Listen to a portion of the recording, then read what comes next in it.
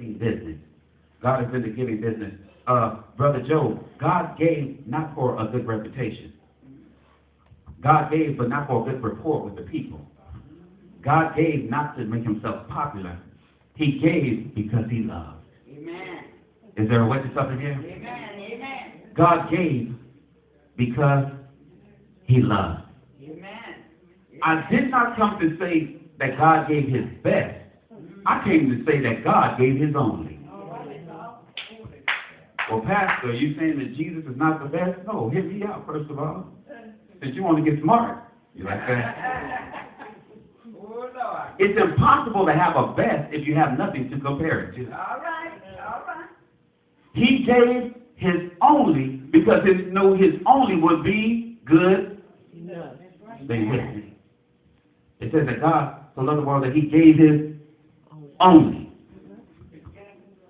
Yes, ma'am. And the awesome thing about God giving is very similar to fishing. How many fishermen again did you fish this weekend? Fish men, fishing women, fishing children?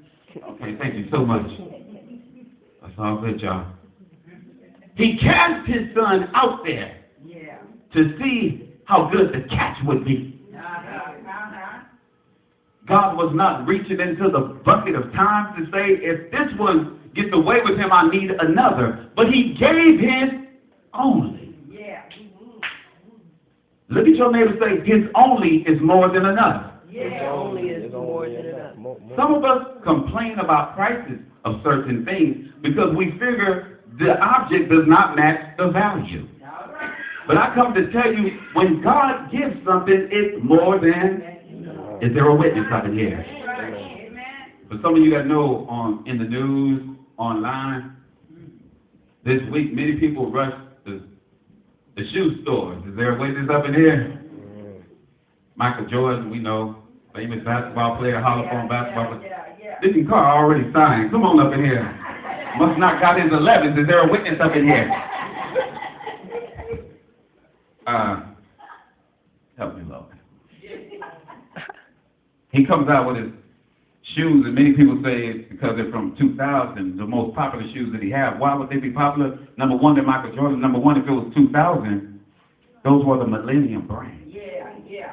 You know, understand this, in your lifetime, you will never see another millennial year. So they're saying 11 and such, and so they call it the 11s and such. And the most interesting thing, folks was waiting outside days in advance just to get some shoes. Is there a witness other than that? They wanted their shoes. But these ain't any old kind of shoes. The reputation preceded the shoes. It had already been put out there. Who helped design these shoes? It had already been put out there, the legacy that's attached to the laces. Is there a witness of it? It had already been put out there when these shoes were in the millennial year. They were known as the most popular shoes. So therefore, when it comes time to get these shoes, folks were waiting at the door, and the shoes cost $180. The last time I checked, you don't have $180 worth of feet. Help me preach for a while. $180 worth of toes. But nevertheless, some folks are able to make that sacrifice. I can't knock them for that. Bless God. So, of course, they open the door, the folks go rushing in, and there's only a limited amount. These are the best shoes. They have the greatest reputation, but they come with a limit. And the value of the shoes may be a lot to y'all, but it's not much of nothing to some other folks. So some people were able to get the shoes. They got the shoes, and like a good friend of mine on the job, he said, if I get the shoes, I'm only going to run about one. Because they're a collector's item. They're for show and tell. And some other folks that got the shoes did not get them to wear nor show. They got them to sell at 3 times the price. But nevertheless, even though they increased the price, it still had a limit. You got all ages standing at these particular doors all throughout the nation, waiting for the doors to open, just to get those shoes of the legacy. And I come to tell you that somebody came to 219 Joy Street You couldn't wait for the doors to open. Because on the other side of those doors was a legacy. Is there a witness up in here? That it was only one of them. There was a only, but it's more than enough to go around. Is there a witness up in here? It didn't matter. Sometimes his legacy will wake you up at 4 in the morning. And without being trite and without being funny, he just want to hear you say, I love you. He just want to hear you say, I need to get you a little more. He just needs to hear you say, I can do nothing with. Put your hands together for God. Be willing to make that sacrifice. That's the way we have to look at the only. They sold them back in 2000. They brought them back in 2011, but they're not guaranteed to come back. So they look like an only with a limitation. Jesus came to the earth to save a lost world. But greater than 11, he's also coming back.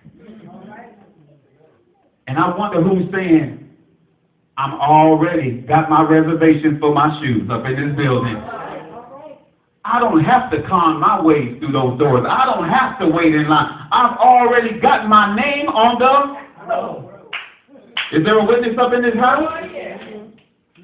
To obey is greater than sacrifice. When God looked upon us, he looked upon us out of love. Because if you do recall, there was a disconnection between God and man simply because some of us back then did not know how to act when God blessed us. Does that ring a bell to anybody up in this building? God has done some great things to me and for me, and every now and then I act like I don't know any better. Every now and then I'll shock a person by telling them I'm a preacher. Is there a witness up in here? No, not you. Yeah, me. Y'all stop that. This is an interesting thing. When we look at what God gave us, it reminds me of what we do at work and some of you, what you do in your families on Christmas time. You do a gift exchange. Is there a witness up in here? And doing the gift exchange is simply just pulling a name from a hat or from a cup or from a bucket or some of y'all from a jelly jar. Is there a witness up in here? And when you retrieve that name, that shows who you are accountable for. But not only are you retrieving someone else's name, somebody, talk about it, baby, is retrieving your name. So the Thompson, Mother Wilson, we talked about this in mission. Brother T, we talked about this in mission. Sister Carr, we talked about this in mission, so we're going to talk about it today. Every now and then when we know we're part of a gift exchange, we want a certain somebody to pull our name. She is. Because you know you're going to be well taken care of. That person has a great rapport of taking care of folks. You can put a $20 limit on, they'll give you $100 worth of value for $20. Is there a witness up in there? I want them to pull my name. Is there a witness up in here? So it comes Christmas Day, and you get your gift.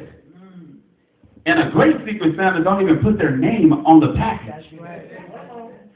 The only way you find out who it was is by the look. Some of y'all been there. But many folks, to find out if they like what they received, many times it's not just by the look on their face, it's by what comes out of their mouth. That's right. Sometimes when we get certain things, we say, oh, you shouldn't. Oh, look, this is just what I want. Every now and then, some of us are just a little too bold. I say, oh, man, too bad. I already got one just like guilty, I say. And evangelist, this is how you know if somebody really likes a gift. They start looking for the instructions before they start looking for the receipt. Put your hands together for Jesus and celebrate God up in there. They want to see how it works, not if they can take it back. But the interesting thing during this exchange, yeah, you just caught that. But when you're older, you're going to catch it when it's spoken. When I was a child, I stayed with a child. Stay with me, y'all. Help me, Holy Spirit. During the exchange, there's such a thing called a register receipt. Sister Brittany, you know about this in the retail business.